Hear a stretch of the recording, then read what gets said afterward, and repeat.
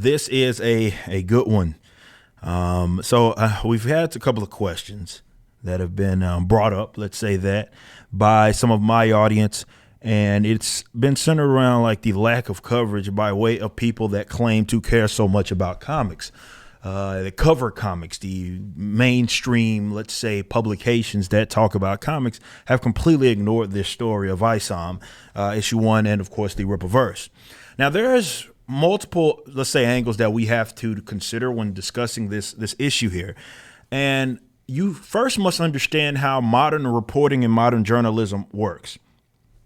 It's not that these people are actually, and I'm not saying that they don't have individuals that will just go cover and report stories, but it's less about that and more of a situation where a lot of them are told to cover stories, be it by way of the access, be it by way of promotional, paid promotions or whatever.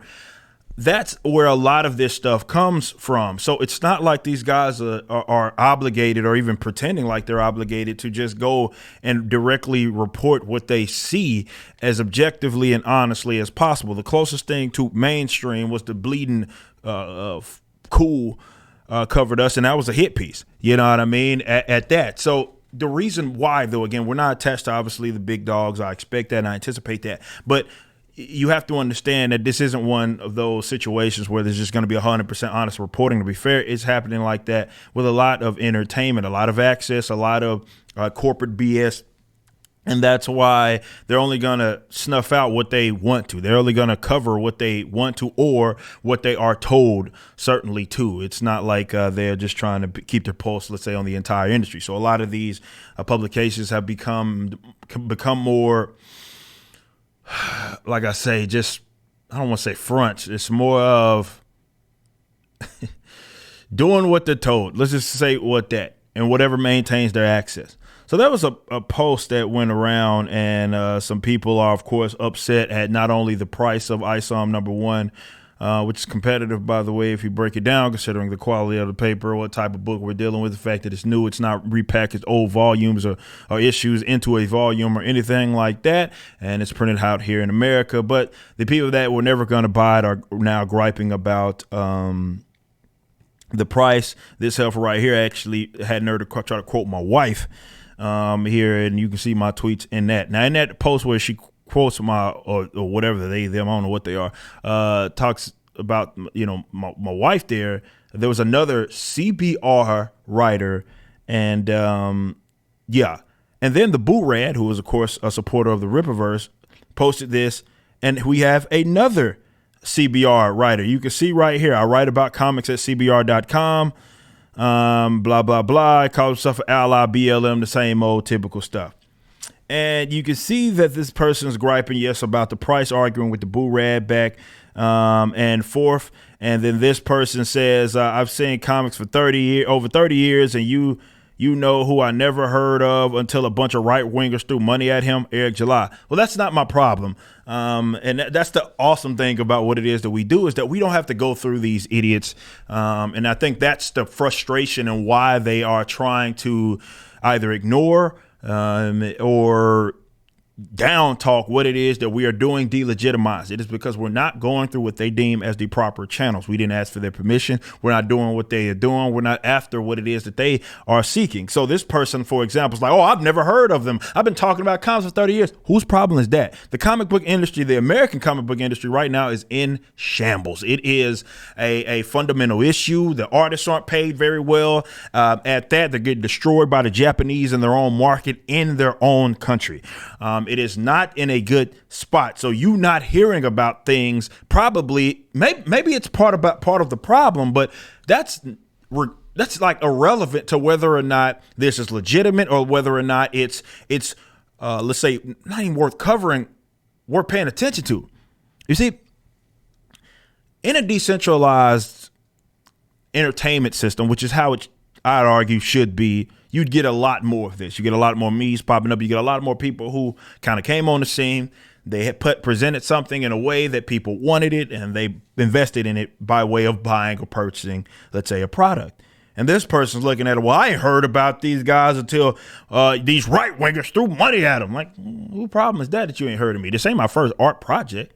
You know, I mean, okay, congratulations. It doesn't change the fact that, well, I have almost 500K subs, and hell, before I was, you know, I'm still over, 470K before this even released, right?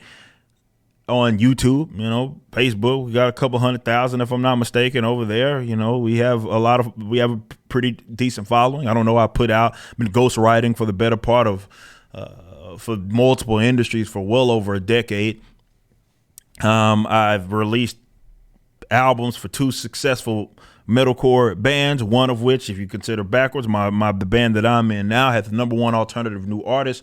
Or was the #1 alternative new artist, and had the #2 Heat Seeker album on the Billboard charts. So I don't know, maybe that has something to do with why people have eyes on me. Now, this is funny because for a guy like Keanu Reeves, for example, who kind of comes in this industry with his own little book, and I'm not knocking that man for his success or whatever, he's deserved it. He's convinced people to get involved, but there was no questioning about, hey, this guy kind of just came on the scene here and wanted to produce his own comic book, and people aren't like, yeah, it's Keanu. It's like, they're like, okay, let's see what he got. And now all of a sudden with me, though, you know, I'm not saying that I'm as popular as Keanu. I'm not even near that. That's not what I'm comparing. I'm saying that it's a guy that may be known for other things going into another industry, which this, you can't even say that this is what this is, because I've been talking about comics for a while, certainly now. And the name of the show, For Canon's Sake, and the show that I've been doing for years is exactly centered around that. So you're not even entering a new industry.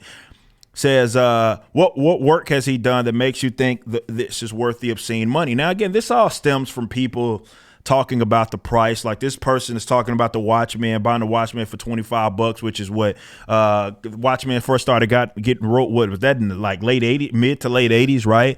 When that first started getting wrote, I wasn't even alive yet. And you're talking about repackaged material. That is the equivalent of, let's say, me having this arc, the ill-advised arc, which starts with this book, ISOM issue #1. That will be the equivalent of me repackaging this book, the next book, which would be another big book, and the one after that, and repackaging all of those books, right? And then selling them, I don't know, for X amount of dollars, which I guess, you know, you're comparing the prices to old material versus new. I would not sell a repack. Let's say I do 3 books of an arc. Let's say all the arcs are 96 pages or whatever. So you're almost 300 pages or so, 290 or whatever the pages is. I would not sell those for $35 times 3 because it's repackaged material. It's a volume. I would sell that for, of course, much cheaper. I can afford to certainly do that. This is the first issue of a new book.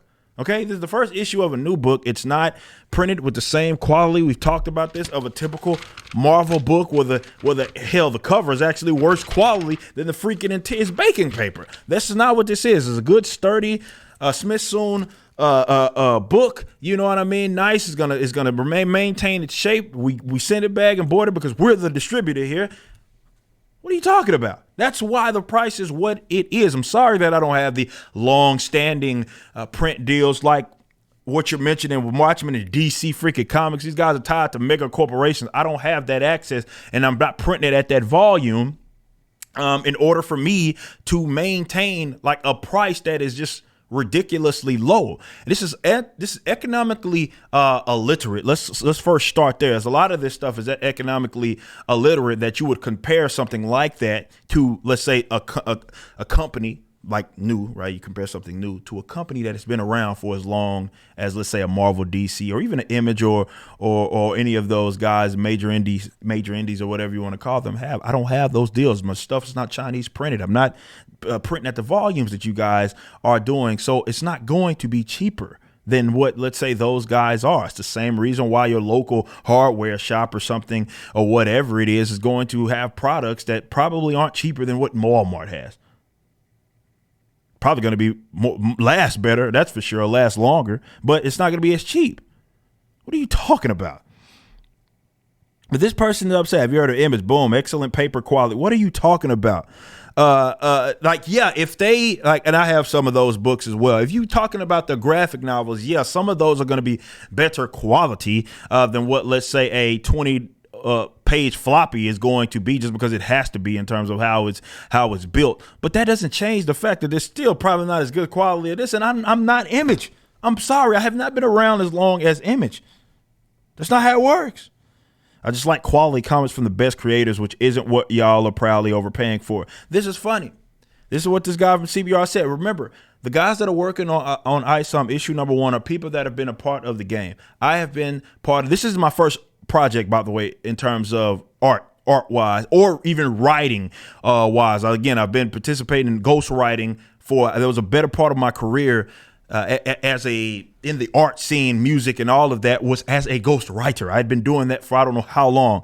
Since I was 15 years old, actually, I had been doing that in addition to my own stuff. This is my first art endeavor at all. But with that being said, the people that are also part of it, Cliff Richards, matter of fact, let's go here. Show you real quick. So we're going to go to, can I go to right from DC Comics? Okay. I'm going to do that. And then I'm going to do this. See, they don't. And by the way, my colorist has also done Star Wars stuff as well. So we're going to talk about that. But let's do this. I'm going to pull up these guys. You can go to DC.com right now. Okay. And let's go check it out real quick. Let's see. So Cliff Richards, look at all this work that Cliff Richards have been doing as a penciler at minimum. They have all the inker. Yeah, the inkers and stuff. You're talking from Flashpoint. Let's see. At least a penciler, Action Comics. He's done Action Comics. He did the Hunter stuff. He did. Again, we got Hal Jordan, Flash, Wonder Woman. He's done. This guy has done. You don't just put anybody on. Like, this is one of the most prominent characters with Wonder Woman. Prominent, let's say, IPs that DC has. You don't get put on that unless you are, well, nowadays maybe it's a little different, but halfway decent, right? Then we go to my man's Gabe El Taib, who was the colorist of the work. You see, he did all the stuff as a colorist, Green Lantern. He did a lot of the Superman stuff that you guys certainly have seen. This guy is not didn't just fall off the turnip truck, right? These aren't randos. These are guys that have been participating in the industry. So as this whatever, what is his name? I forgot his damn name. David of CBR is talking about quality comes from the best creators. Like, first, who are you to dictate that, number one? And what, because my guys aren't like, well, let me say this. They're getting paid better by me to do work for Rippaverse. Somehow it's not the best creatives or something like that. And this is the thing that gets me. Everybody knows there's an art problem in this industry, right? It's not just with entertainment. Artists are screwed. A lot of these people are broke, pissy broke, and eating their cat's food, right? And instead of thinking, right, about why that is the case, right? These mega corporate entities that are screwing these people out of a lot of money. Their royalty deals are either non-existent or they're not getting money, period, right? Non-existent, or let's say they're getting screwed over, chasing down freaking commissions and all of that, right? They're protecting that industry where the people that actually create are seeing the least amount of the money, right? That's what they have facilitated. And when I say least, I'm not saying that they should be getting the vast majority of it. I'm saying that, yeah, you probably should be doing decently if you're on projects that are selling by the thousands or tens of thousands or even hundreds of thousands, but they don't. They're broke. And that's what they want to protect. They are starting to they don't like what that conclusion is. They're starting to understand what the point is. The point is that we don't go through y'all. And this is why I'm not been out of shape, because they don't cover it. I don't care. They're showing who they always were. I knew that. The point of a parallel economy and everything is that we discuss is that we don't go through these guys. We don't have to. Just because they want to pretend it doesn't exist does not mean that it does. It shows how much power in you guys' hands. I told y'all. I think it's more tangible now when people saw the success that we had. Because even some of folks that follow me, they're like, oh man, it's just unrealistic. There's no way you can compete with these guys. And then they saw us, and we have a very competitive book, very competitive quality in terms of the how the book was created, and the writers like myself, the artists that are a part of the project, all of that stuff. It's comparable. And they don't like that. And it's because they don't like you. God forbid the people, especially that they consider their political enemies, are having fun. It's like Razorfist talked about, and like we build basically our own sandbox, and they're upset that it's not part of theirs. Like they got off on the fact that, well, we still had hope in what it is that they created, though they have infiltrated and they controlled it. So people still look to Marvel, even to this day, to the Marvels, the DCs of the world, for their legitimacy in the comic book media space. What this is the beginnings of something that is going to be parallel to them. But they don't control. They don't have that same access and everything it is that they have with the other guys. And this is why I said they don't like y'all. It's the fact that y'all are talking about it with legitimacy and having a lot of fun. That's what they don't like. And you're going out and showing that you are willing to support. That's the part that they don't like. That's what they were always scared of.